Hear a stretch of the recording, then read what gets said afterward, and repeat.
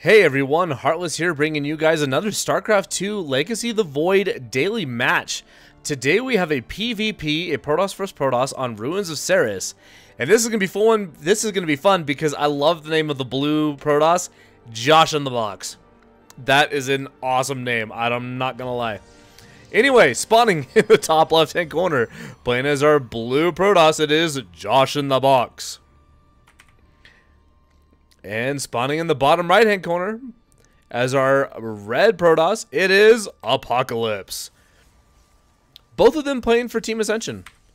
Both really good players. This is a, if I remember right, this is a Masters vs GM. So this is going to be a fun one. We're going to see some really good high level Protoss play. And we're going to see some really good stuff.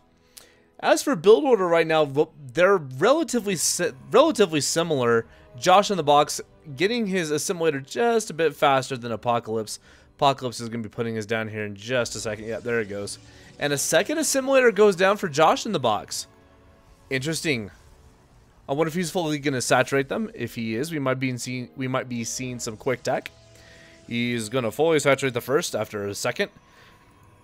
Need to make sure he got that second gateway down. And the second one, 2 are lined up, all 3. So 3 lined up, and for Apocalypse, okay, he's going to fully saturate one, and the other one, yes, okay. So, pretty, in a PvP, this is pretty normal, because you're both wanting to tech up pretty quick. And so right now, their builds are pretty similar, both a 2-gate, with full saturation on both assimilators, into Cybernetics core. Actually, I think the core went down before, I actually can't remember the timing of that. Anyway. Interesting, Apocalypse with the proxy pylon. I'm curious to see what he's going to place down here. The Cybernetics core finishes up. We're probably just waiting for a little bit. What are you doing? Apocalypse, give us your attack. Oh, okay, he is going to hold off for just a second as he gets a couple Stalkers down. And that is a good plan. Stalkers are pretty good in the early game. Maybe not in the late game. But in the early and mid-game, Stalkers are actually pretty good because they do have the ability to shut down Oracle pressure and all those different little harassments. And it is going to be a Stargate, a proxy Stargate from Apocalypse, whereas also Joshinthebox is getting his own Stargate as well. So both of them going Stargate play. The difference between their builds, though, is the fact that Joshinthebox is actually getting Adepts. Has a couple Adepts on the way, whereas Apocalypse is going ahead and getting Stalkers. So I think this is going to favor Apocalypse a little bit more just because he's going to be able to have the ability to shoot up, depending on what Joshinthebox actually decides and elects to build out of the Stargate, which is an Oracle. So yes, these Stalkers are definitely going to be very useful in this defense against the Oracle because they are so nice in shooing that Oracle away, whereas the choice for the out of the Stargate of Apocalypse is Phoenix. Phoenix, I like this. I remember watching an interesting game between Rain and Hero, CJ Intis Hero, where Hero decided to go ahead and go with his Stargate as well, and it ended up working out for him because of it going to a later game. Anyway, I'll get back to that in a second. Joshinthebox is going to actually get a really nice stop on Apocalypse here as he causes all these probes to lose all their mining time.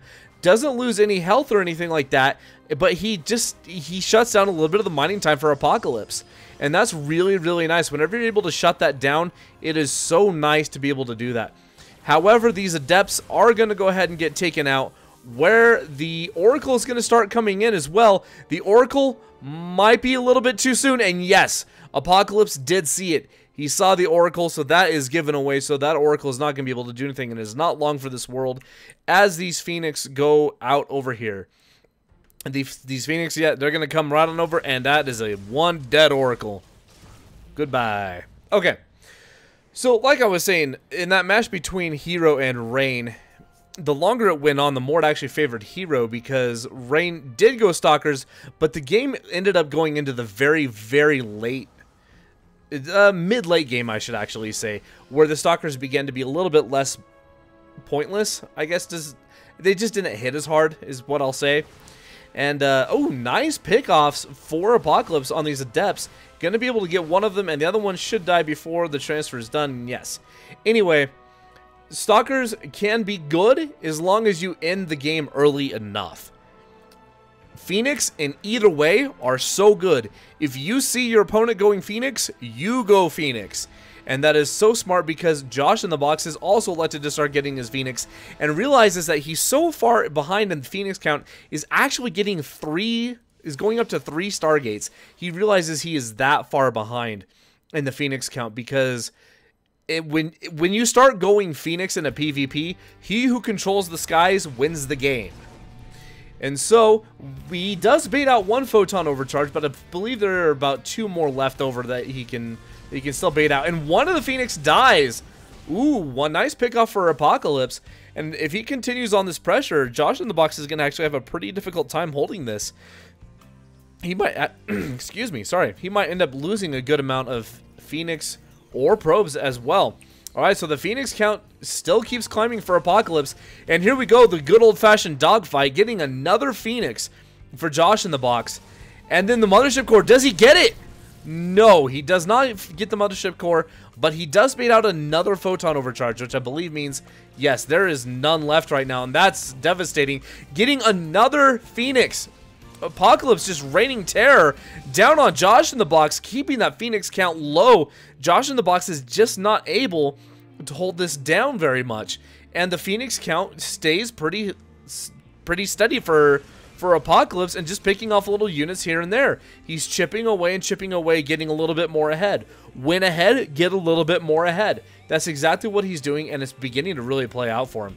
Warping in a couple more Stalkers, and these Stalkers that he had back his base are going to go ahead and start moving over. This could be a crippling blow unless Josh in the box is able to get that Phoenix count back up and running, because right now he's just so far behind that these Phoenix are going more contested. But here we go. Here's the dogfight. Excuse me. Alright, the Stalkers on the low ground are going to be the key in this engagement. They do bait out the last Photon Overcharge here, and the Pylon is going to fall. So no Photon Overcharge for defense anymore, and the Mothership Core falls. That is a huge pickoff for Apocalypse. No more Photon Overcharge for defense. That is really, really big. Josh in the box trying to get a flank on these other Phoenix, but the Stalkers are there underneath and begin to start raining down on these Phoenix for Josh in the box.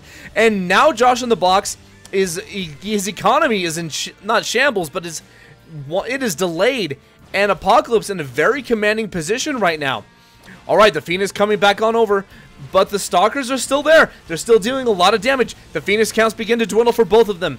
A lot of dogfighting going on. The Zealot wailing away at the Stalker down below, and the Phoenix are just firing all over each other. It is a Protoss civil war in here.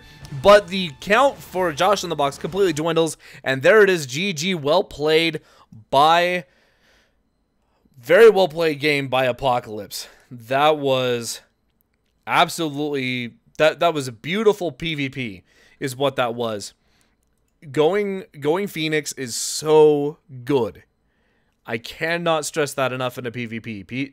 Phoenix is very, very good once you get up that critical amount. And anyway, very well played by Apocalypse. I hope you guys enjoyed this match. If you did, please remember to hit that subscribe button down below. Please remember to follow me also on Facebook, Twitch, and on Twitter. Yeah, I said that right. Facebook, Twitch, and on Twitter. And also, don't forget to go check out EnigProductions.com.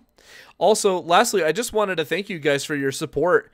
I'm really enjoying bringing you guys these casts. I hope you enjoy them. And I will see you guys next time. Peace out.